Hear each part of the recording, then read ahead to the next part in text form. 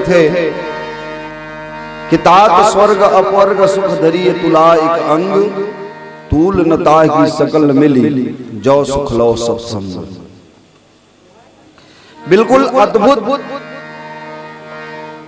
प्रसंग है ये सत्संग के बारे में, जिनमें लंकनी कहते कि महाराज स्वर्ग और मोक्ष के सुख ला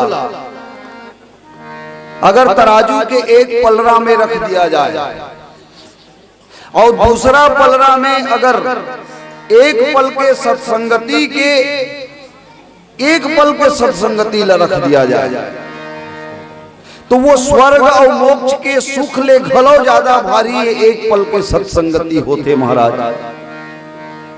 ये लंकनी के कहना है। अब अतका देर के में आप मन के बीच में लंकनी और हनुमान जी के बीच के कथा ला रखा था। सत्संगति कते कर होई सुईगा ऐसे कि मैं आप मन ला पूछूं तो आप मन के उत्तर का होई। हनुमान जी तो अभी राम नहीं भजे, वो एक ऊँट का जमाए बर के जतका बोला थे लंकनी च बोला था। नाम लंकनी एक निश्चरी वहां से शुरू करे और तात मोर अति पुण्य बहुता देखे नयन राम कर दूता और यहाँ तात स्वर्ग अपवर्ग सुख जब जतका भी गोट गोठिया केवल लंकनी गोठिया। हनुमान जी अभी तक के कुछ नहीं गोठिया है तक आप बिना गोठिया खड़ो इसलिए सत्संग होत हुई। हनुमान जी महाराज तो एक मुटका भर जमा है। अब मुटका जमाना कोनो सत्संग है तब तो और कहीं करे की जरूरत और कहीं करे की जरूरत नहीं है। बस अपन अपन बगल में एक मुटका जमा हो गए सत्संग। सियावर रामचंद्र की जय। लेकिन देखो परिवर्तन कैसे आते हैं। मैं ये प्रसंग ला एक थोड़ा से पीछे हट के बाल कांड में ले जा करके मारीच के प्रसंग से मिला करके आप अल्लाह में दिखाना चाहता हूं। मारीच रामचरितमानस के सबसे अद्भुत प्रसंग मारीच के प्रसंग है, सबसे अद्भुत प्रसंग। और ये अरण्य कांड में जब बाबा तुलसी लिखते कि मम पाछे दर धावत धरे सरासन बान पुन फिर फिर प्रभु बिलो की हो धन्य न मौसम आन। मारीच के मना स्थिति के बारे में आप कल्पना करना। गोस्वामी जी महाराज बहुत आसानी से मारीचला कपटी कायर या कपटी राक्षस के रूप में चित्रित कर सकत रही, लेकिन एक प्रेमी के रूप में गोस्वामी जी महाराज मारीच के चित्रण करते और वो लिए लिखते कि चला राम पद प्रेम अभंगा। कोनो मन पूछ सकते कि रामचंद्र जी के चरणारविंद में मारीच के अभंगा प्रेम कते दिन उपस्थित होइगा, कते दिन दिखिस कि रामचरितमानस में भगवान औल वरदान दी सोही गीता ते मोर पद सन अभंगा प्रेम करबे कते दिन आ है ऐसा घटना। और येला जब आप खोदिया हो ये बात ला आप अन्वेषण करिया हो तो बहुत बढ़िया बात निकल के सामने में आती है। मारीच के मिलन भगवान राम के साथ में कब होते तो बोले मुनिमख राखन गए कुमारा।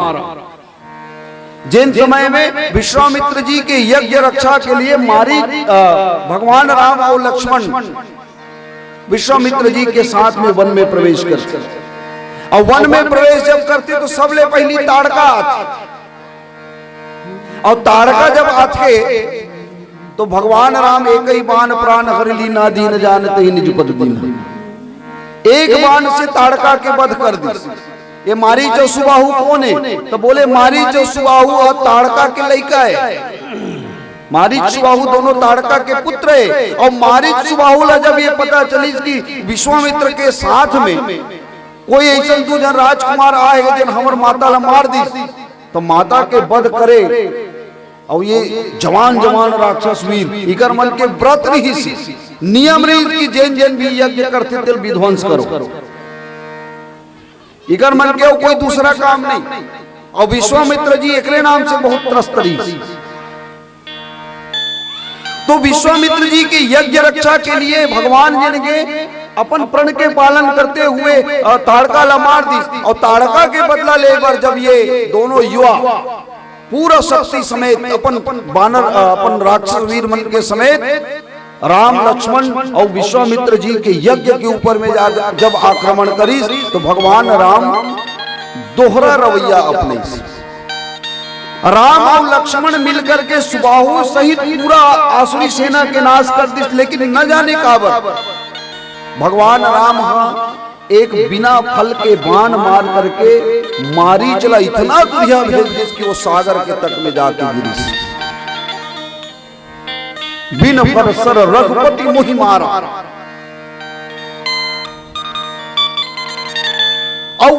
जैसे ही वो वहां सागर के तट में गिरी तो स्थिति का हो गई, जहां जहां मैं देखे दो भाई,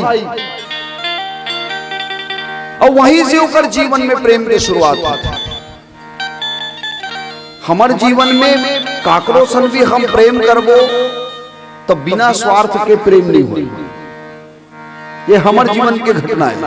बिना स्वार्थ के प्रेम नहीं होए, और प्रेम में कुछ पाए के लालसा अगर जीवन में के तो वो प्रेम कभी सार्थक नहीं हुई। या बने रही थे, चलो ये मान लिया जाए कि प्रेम में पाए के भी लालसा बने रही थी, तभी प्रेम उपजते।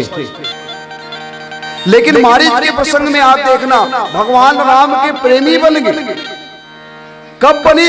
बिना फल के बाण मारे के बाद सर्वत्र भगवान के दर्शन होए लग गए मारीचला। और मारीच इतना अद्भुत प्रेमी है, जिला जीवन भर अपन प्रेमी के साथ में गोठियाए के एक अवसर भी नहीं मिली। राम के साथ में कोई चर्चा नहीं मारीच की।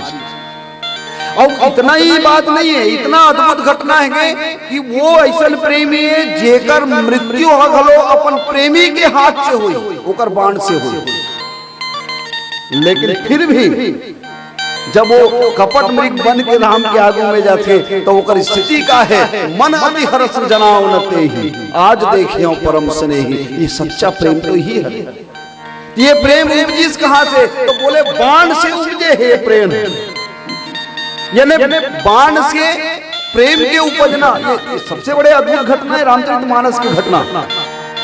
प्रहार से भी प्रेम उपजना, प्रहार से भी ज्ञान उपजना, भगवान के एक बिना फल के बाण से भगवान के सब में साक्षात्कार होना, यही तो सत्संग है। एला स्पर्श सत्संग, 6 प्रकार के सत्संग के चर्चा आते। मैं ज्यादा विस्तार नहीं देना चाहूं चूंकि हमारा समय बहुत ज्यादा नहीं बचे हुए हैं। लेकिन 6 प्रकार के जिन सत्संग की चर्चा आज के 10 में ये है स्पर्श सत्संगे। जब कोनोला मुटका मारे के बाद, चोट करे के बाद जब जीवन में परिवर्तन आ जाए। गोस्वामी तुलसीदास जी महाराज के जीवन ला आप देखो, गोस्वामी जी के जीवन में सबसे ज्यादा प्रेम आसक्ति का कर ऊपर रही तो बोले पत्नी के ऊपर रही। अस्ति चर्म मम देहे तामे ऐसी प्रीत। रत्नावली जी जब लताड़ लगई गोस्वामी तुलसीदास जी महाराज ला, तो जिन पत्नी के प्रति जिन प्रेम रही वह जगत पति के प्रति प्रेम है मुर्गी। यही तो सत्संग है, यही तो सत्संग है। और ये सत्संग हमारा आपके जीवन में कोनो आगे एक पल के भी अगर कोई सत्संगति आगे तो ये सत्संगति जिनके मोक्ष और स्वर्ग के सुख से भी बहुत बढ़ के। लगभग मोर 2 घंटा के समय पूरा हुआ थे, 5 मिनट बचे हैं। तो 5 मिनट बचे हैं, दिन में हम एक भजन आप मन के बीच में रख देथन। वैसे तो ये जिन दोहा में आप मन के बीच में चर्चा कर रहे हो वो बहुत समय मांगते, एक स्थिति में ज्यादा छेड़खानी दोहा के साथ में नहीं करे हो। और आओ जिन 5 मिनट के हमारे बत्ती मन समझ नहीं आएगा। ये मोला ही चलाते कि सबो जलत नहीं, सबो बुझा गए, सबको जलत नहीं, एक गल समझ में नहीं आता। अच्छा पीला बत्ती जलत है, ठीक। तो ये 5 मिनट के जिन शेष अवसर बचे हुए के सबसे आखिरी बात हम आप मन के बीच से कही के उठबो। देखो जी, हमारे सब आप मन के जीवन में प्रेम तो है, अपन परिवार के प्रति प्रेम तो सब करते, अपन मित्र मन के प्रति प्रेम तो सबो करते। यही परिवार में एक सदस्य ला और जोड़ ले, वो भगवान के प्रति भावना ला अगर हम आप बना ले तो भगवान भी हमारे परिवार के एक सदस्य बन जाएंगे। और जब भगवान के साथ में हमारा आपके प्रेम जुड़ जाएगी तो एकरे नाम ला भक्ति की। तो मैं आप मन के आगू में सिर्फ आखिरी बात कहूं कि उम्र ढल पड़ी है साल 60 पर।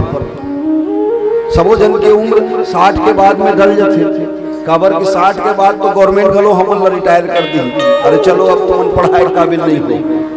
तो उम्र ढल पड़ी है साल 60 पर, बहुत सोया लकड़ी के खाट पर, अरे क्या भरोसा इस हड्डी के ठाट पर। चलो चले आज भक्ति के घाट पर, चलो चले आज भक्ति के घाट पर। एक छोटा सा भजन फिर आपसे विदाई लेंगे। बोले श्याम रामचंद्र की जय।